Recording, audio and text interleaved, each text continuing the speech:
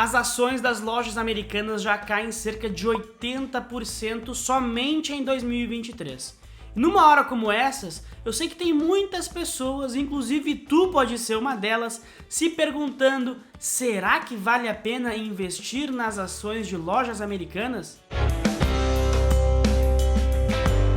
Primeiro, vamos estabelecer uma breve linha do tempo para a gente entender toda essa confusão com as lojas americanas e para a gente saber se é uma boa comprar as ações da empresa ou se não é. Na última quarta-feira, dia 11, foi o início de tudo, foi quando a bomba estourou, digamos assim. A gente teve a saída do Sérgio Rial e do André Covre e também a divulgação de que as lojas americanas teriam cerca de 20 bilhões de reais em inconsistências financeiras nos seus balanços.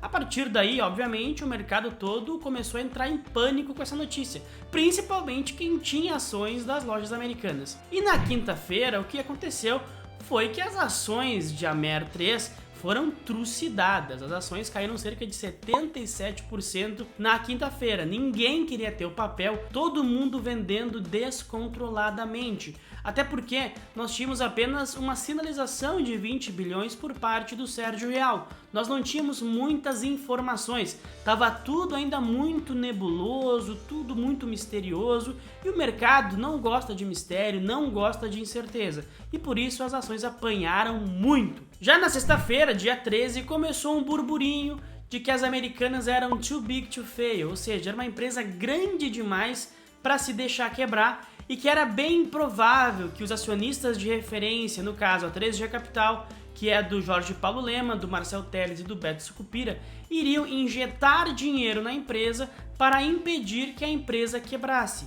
E por conta desse burburinho e também da queda forte das ações na quinta-feira, a gente chegou a ver as ações das lojas americanas subirem mais de 50% na sexta-feira. Porém, no final do dia, as ações fecharam com uma alta bem mais modesta. Isso porque ainda se tinha muitas incertezas e muita gente também aproveitou esse movimento de pouca gente comprada no papel para fazer um day tradezinho ali e no final do dia a pessoa zerou a posição. Porém, ainda na sexta-feira, só que no final da tarde, indo para a noite, nós fomos surpreendidos, se é que dá para ser mais surpreendido ainda nesse caso, com a notícia de que as lojas americanas iriam declarar 40 bilhões em dívidas para a justiça, 40 bilhões, não é mais 20, agora são 40, e que a loja iria pedir recuperação judicial. A partir daí, nós começamos a ter uma noção melhor do que estava acontecendo e de que o rombo e os problemas nas lojas americanas poderiam ser muito maiores do que os divulgados previamente.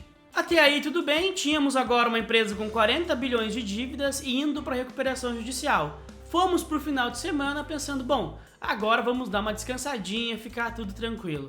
Porém, no domingo saiu a notícia de que o BTG Pactual, que é um dos principais credores das lojas americanas, entrou na justiça contra as lojas americanas. Isso porque, segundo o próprio BTG, na sua petição feita à justiça, na última sexta-feira houve uma reunião entre os principais credores das lojas americanas e um representante do acionista de referência, um representante da 3G Capital. Nessa reunião foi conversado algumas possíveis soluções para a crise da empresa, mas em nenhum momento se aventou a possibilidade de uma recuperação judicial.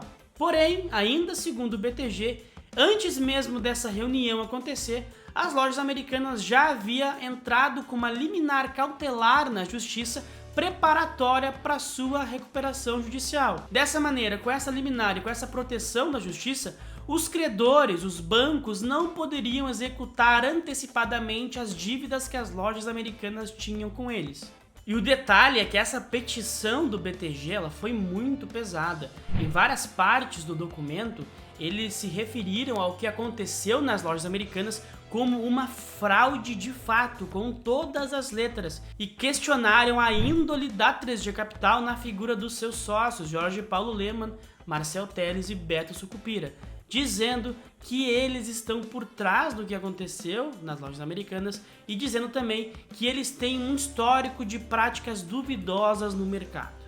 Todo esse imbróglio mostra pra gente que a coisa é bem delicada, ainda mais quando um banco da postura e do porte do BTG diz com todas as letras que a empresa cometeu fraudes nos seus balanços. Isso é uma coisa extremamente grave. E para fechar essa breve linha do tempo, hoje nós temos as ações, no momento em que eu gravo esse vídeo, caindo por volta de 40%.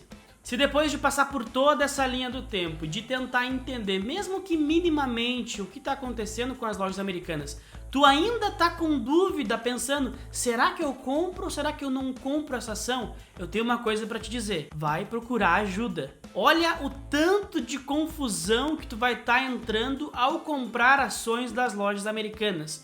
Olha o vespeiro que tu vai estar mexendo.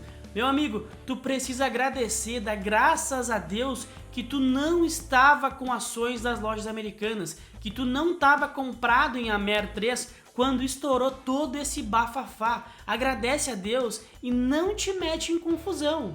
E por que eu acho que não vale a pena se meter nessa confusão de lojas americanas? A primeira razão é pelo setor que a empresa atua. As Americanas é uma empresa do setor de varejo. E como a gente sabe, o setor de varejo ele é caracterizado por margens muito baixas. E a única forma dessas empresas conseguirem realmente crescer e entregar um resultado minimamente bom é ter uma escala muito grande. As empresas têm que abrir muitas lojas, estar presente em vários estados, cidades, Brasil afora, para conseguir ter uma escala e dessa maneira comprar as mercadorias em lotes muito grandes para tentar negociar um descontinho um pouco maior. Agora tu imagina uma empresa introduzida nesse setor que demanda muito capital a ser investido, que demanda uma escala muito grande, que tem margens muito baixas e essa empresa tem uma dívida bilionária para se pagar e vai estar entrando em recuperação judicial. Qual é a probabilidade que tu acredita que essa empresa tenha de conseguir fazer um turnaround, de dar a volta, de se restabelecer no mercado? Mas tudo bem, digamos que as lojas americanas não quebrem, que ela consiga milagrosamente fazer um turnaround e que a empresa volte a operar dentro da mínima normalidade. Pensa comigo, depois de tudo que eu te contei anteriormente, briga do banco com a empresa, possível fraude no balanço, imagina o dano que isso vai causar para a empresa, para os acionistas, para a diretoria, enfim, é um dano de imagem muito grande. E caso as Americanas não quebrem, é muito provável que a empresa ganhe a alcunha de uma empresa, uma ação tóxica, que ninguém quer ter em carteira, porque justamente a gente não sabe o que esperar. É complicado investir em uma ação quando tu não consegue nem sequer avaliar um balanço, porque tu não sabe se o balanço é verdadeiro ou não. E esse risco reputacional, esse risco de imagem, ele faz preço também. Depois de todo esse imbróglio com os bancos, qual é o banco que tu imagina que vai se dispor a emprestar novamente dinheiro para as lojas americanas? Mesmo que a empresa não quebre, que a empresa volte a operar, vai ser muito complicado arrumar bancos dispostos a emprestarem dinheiro, a fazerem financiamentos para as lojas americanas. E caso a gente encontre realmente algum banco disposto, certamente o custo desse empréstimo vai ser elevadíssimo. E por fim, o último motivo pelo qual eu não acredito que vale a pena se meter nessa confusão é a questão do custo de oportunidade. Hoje nós temos uma Selic pagando quase 14% ao ano, nós temos inúmeras ações na bolsa de valores, tanto blue chips quanto small caps, extremamente descontadas, com uma situação operacional excelente, pouco alavancadas, entregando retorno, entregando margem, entregando lucro. Enfim, nós temos duas opções muito interessantes de investimento. Uma renda fixa, um tesouro Selic, onde tu vai alocar o teu dinheiro e vai para a praia curtir sem se preocupar com nada, ou até mesmo ações, onde tu pode alocar o teu dinheiro e buscar um bom retorno nos próximos 3, 4, 5, 10 anos. Tendo essas duas opções muito mais seguras e com possibilidade muito mais clara de retorno, por que tu vai te enfiar na confusão das lojas americanas?